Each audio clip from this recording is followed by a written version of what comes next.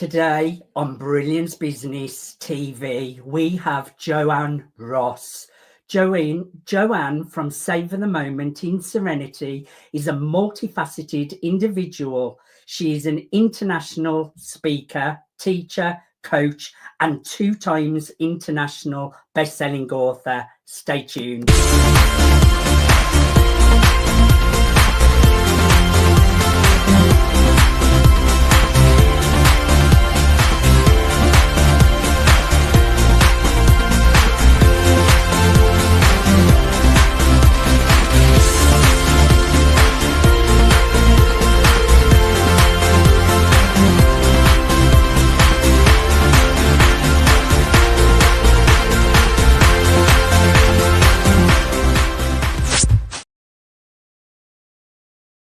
Welcome to Brilliance Business TV, conversations with leading experts in business. I am your host, Mark Stephen Pooler. We have a wonderful guest today, Joanne Ross, who works with dementia, which is an incredible thing to do. And she also is an international best-selling author, speaker. So I'm super looking forward to a conversation with Joanne. We are streaming live on Facebook, Twitter, Instagram, LinkedIn, YouTube. We're also on the E360 TV network. We're also on USA Global Radio, Television and Network. We're also on Business Innovators Radio Network. And we're also streaming through MSP News Global.com. Let's bring in our incredible guest, Joanne Ross. Joanne, welcome to Brilliance Business TV. Mark, you're making me cry already. I'm listening to what you're saying and I'm going, how did I get here? Oh my God, he's talking about me. You have got here, Joanne, with all the hard work that is very, very well deserved. So I'm really looking forward to a conversation with you. Now, you work with dementia families and caregivers, which is an incredible thing to do, so rewarding. Why are you working with dementia families and caregivers, Joanne? My mom suffered from dementia and she passed away almost exactly a year ago. And I lived with her for 9 months as her primary caregiver. And I learned a lot and I made a ton of mistakes. And I really came to realize that there's not much out there that can show us the way and teach us how to take care of ourselves first so that we can be in the best position to take care of our loved one. And so my mom really lit a fire under me. But I have to tell you, that's not where it actually started. When I was in my 20s, I used to visit my grandfather in a personal care home and we played cribbage. And he was fabulous at cribbage. I actually inherited his cribbage board, so I feel quite privileged. But I would go week after week and play cribbage with him. And one week I walked through the door and he had no idea who I was. And my little heart shattered. And you know, it never really healed. So when I think back, that's really what started everything. And then my mom lit a fire under me. So that's where it's all started. I think that's beautiful. And it is such a shame when, especially when they're close relatives that have knew you all of your life and then they don't recognize you, because it's not them that are suffering, is it really? It's the people around them that have always knew them, that it's such a big loss. You lose them as they are, which is, it's such a hard thing to go through.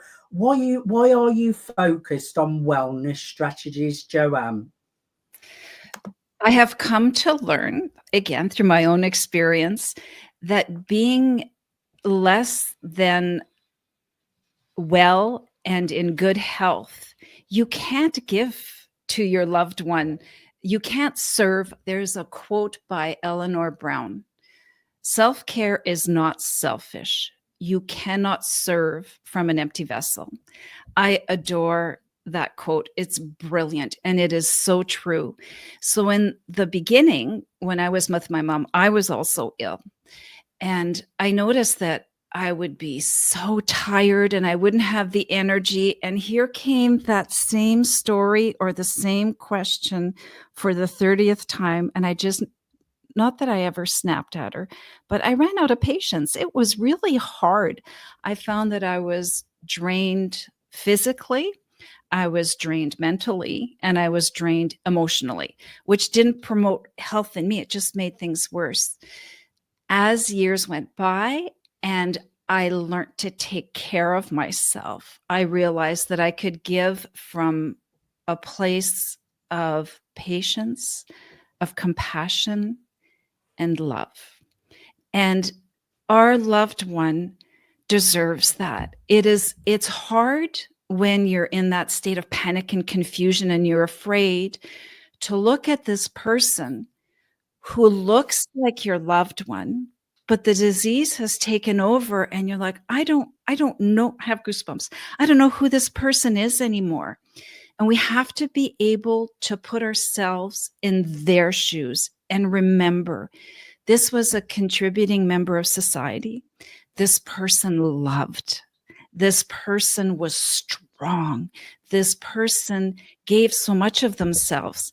And we can't lose sight of that just because they're asking the same questions 20 times, because they've lost their keys again, because they don't remember how to brush their teeth. That's the disease. It's not them. We have to keep that in mind. And when we're healthy, it's so much easier to calm ourselves down and not come from a place of stress and anxiety. So that's why the caregivers and families are important. I understand what you're saying, Joanne, and you have to give to yourself before you give to others. It's a bit like when you're on an aircraft, you have the oxygen yourself and put the life jacket on yourself before you look after other people so that you can look after those properly as well. That makes perfect sense. And it is such a delicate topic as well. Well, What are the... Can I add something to that? Yes, Is, we grew up with a lot of beliefs depending who you were born to, where you were born, when you were born. And a lot of those cause us a lot of guilt. So we think that we have to do everything. There are other resources out there. You don't have to do everything. Yes. So you really have to remember that. And I can't stress that enough, that really taking care of yourself and being your best is going to be the best for them. Absolutely. I agree totally, because it's going to be very emotional on you as well, and taking a lot of time, energy, and then also the side on your emotions and things like that. It is a real thing that people go through, and I just love that you're supporting people with this. What are the most important aspects of working with someone with dementia? I think we just asked that one, didn't we? I do apologize. That's Did we okay. just ask That's that one? fine. What are the most important aspects? I would say, What have you accomplished? what have I accomplished? Oh my God, you gave Go a ahead. list Yes, of you go things that ahead. was amazing to me. But what I am going to say, I'm proud of a lot of things, but I designed a dementia village and wellness center. It's hanging up behind me, and my mission is to change the landscape of long-term care. So that is one component of it. And I have to tell you, since the last time that we spoke, things have changed. And I've become very spiritual through my learning and my growth. And I have learned that if I listen to my gut, if I listen to what I have to tell myself and I look for synchronicities around me, that there's always messages for me. So I just took part in a wellness expo in Winnipeg, which was fantastic. I had the opportunity to speak on stage, and I had people in tears, which I don't like to make people cry, but I had people in tears. And I had some feedback. I asked for feedback, and one gentleman said that I had totally wasted his time. And in the past that would have haunted me forever, and that would have defined who I was, and that would have stopped what I wanted to do. But I have learned that that is one person's opinion, and it's a Yes. reflection of where they are on their journey. But I had dozens of people in tears. I struck a note. They heard what I was saying. And I had brought my books. So I have my 3 books behind me here. And as you said, 2 of them are international bestsellers. One of them is with Les Brown. It's just, my life is so amazing. I love my life. And I had bought many books. I was hoping to go back home with empty boxes, but I came back home with full boxes.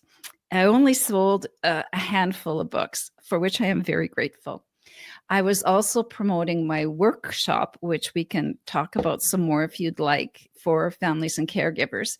And I sold 0, not 1. And I had actually set things up to put a limit of 30 participants and no more. So I went home and I was, thinking about all these different things and going, oh, what am I doing? I spent so much money on this. Oh, I can't believe this. And then I remembered my daughter-in-law was helping me. And she said, Joanne, everybody asked about this dementia village.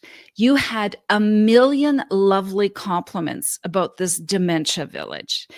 And I'm like, oh, okay.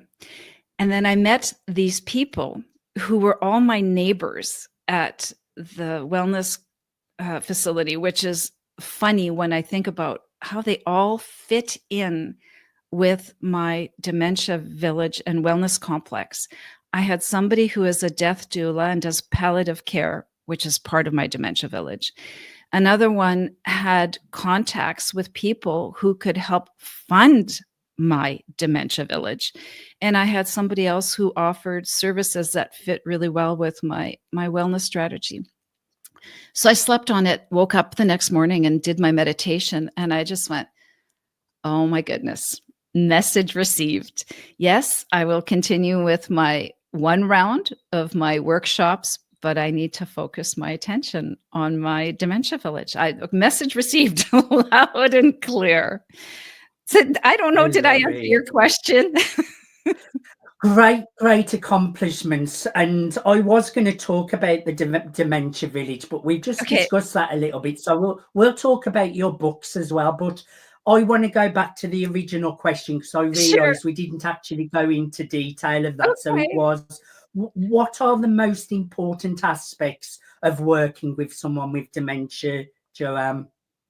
The most important aspects of working with people is to have them realize the self-care is important, but also to realize that they need to put up boundaries.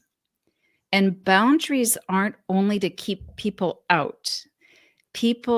Boundaries are also to keep safeness and wellness in. So here's a silly example. When I get caught up in my work and I have to go to the bathroom, I don't go to the bathroom. That's not taking care of myself. That's bad for my body. It's a very simple boundary.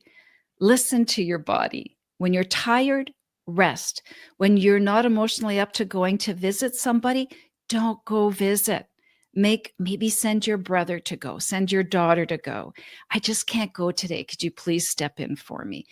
I think boundaries and tearing down I call them restricting beliefs, but limiting beliefs. You don't always have to be the good girl. You don't always have to be the one that's caring for others. There are others that can help you. I think that's the most important. I definitely think that's important, and definitely working on limiting beliefs, I think, is so important, because we've all been programmed from the ages 0 to 6 to 7, and that programming can affect you later on in life. So it's about observing those old programs, replacing them, not believing every thought, and really working on our belief systems is really important. Now, Joanne, tell us a little bit about your latest book and all about that. That would be amazing. Okay, so there's a cat that's about to join us. My latest book is Your Story Sells, and it's about successful coaching.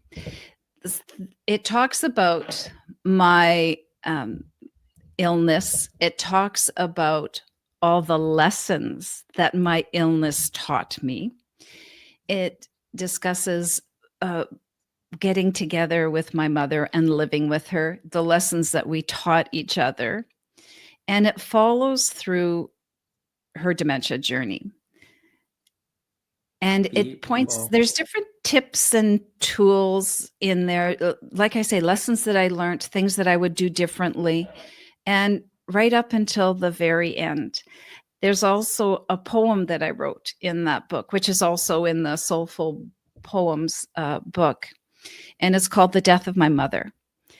And what I did is when I would go and visit my mom and get back in my car, if there was something that really struck me, something unique about our visit, I would write it down on my phone. And then after she passed away, actually before she passed away, I kind of put it all together and made a poem.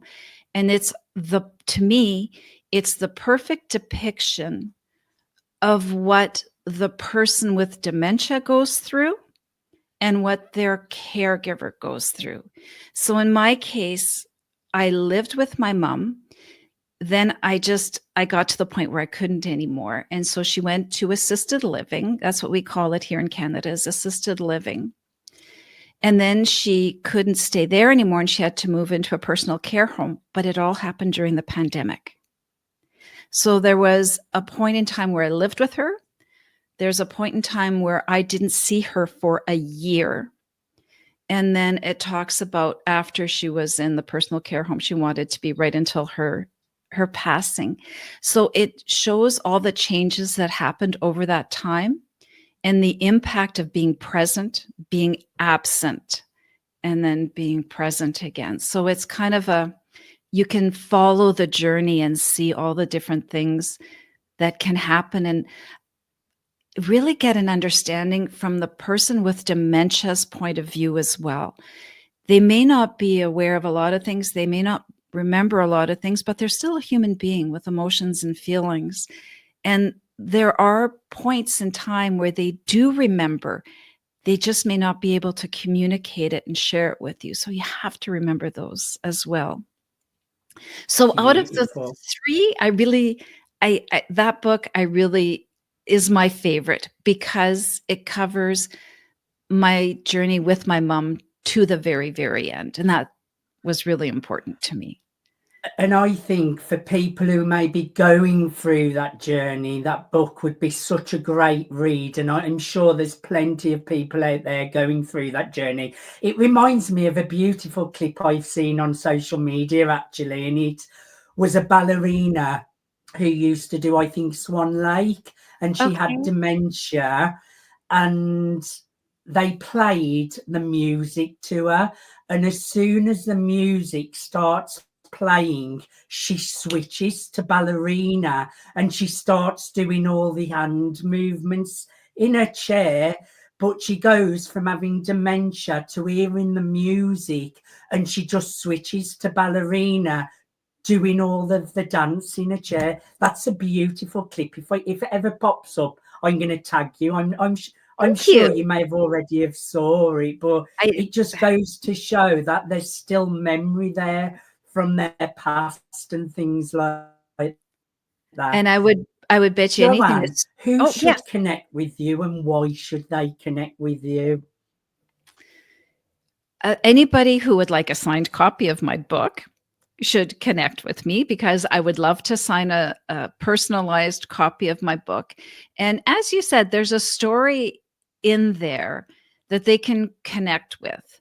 The other books are a little different. One is poems from people around the world. So if it's only the poem that interests you, that's a good one. The other one is called Becoming the Manifesting Diva. So it has much more of a spiritual tone to it. And those are, again, 13 authors from around the world. So if that's more of an interest, that is a good book as well.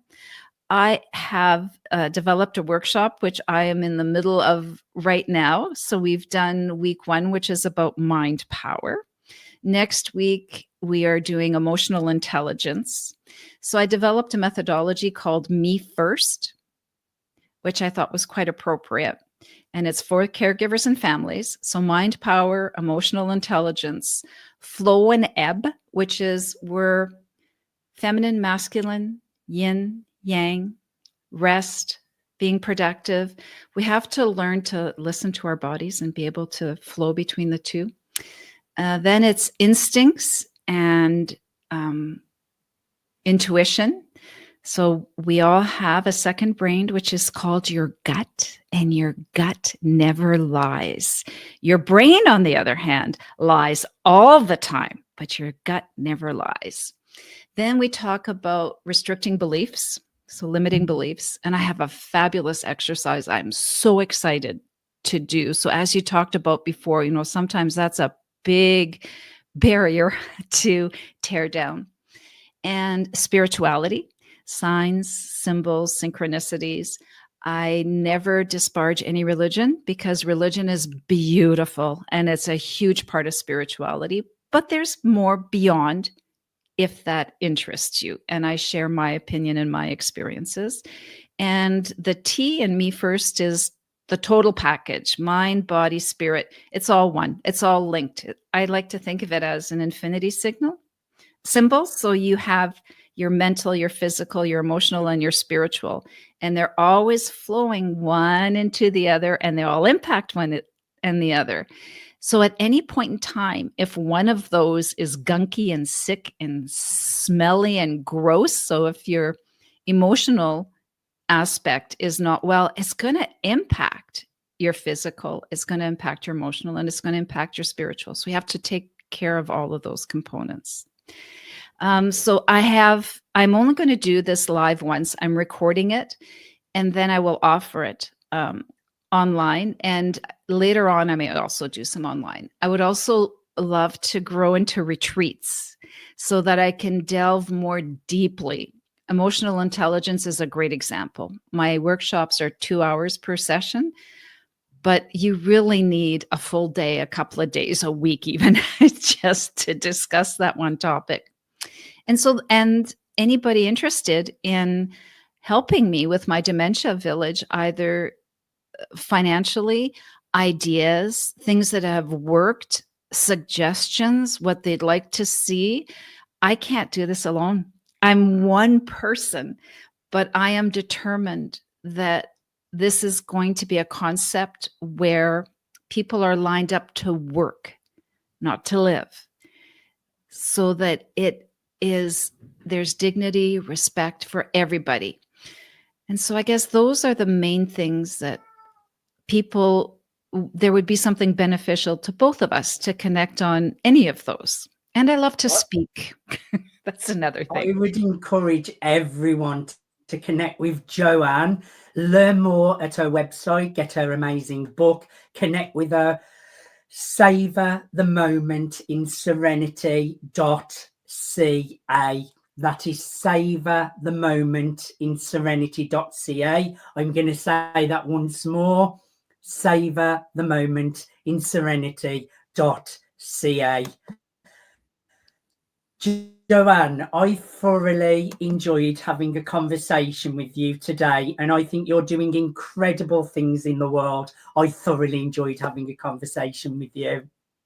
You are such a sweetheart, Mark. Thank you. It has been a real pleasure having the opportunity to speak with you, and keep doing what you're doing. I love your program and your support of so many people in so many different areas just to make this world a better place. We all have our part to play, and you do yours very well. So thank you. Bless you. I appreciate that. Thank you, everyone, for joining us for Brilliance Business TV, conversations with leading experts in business. Until next time, bye for now.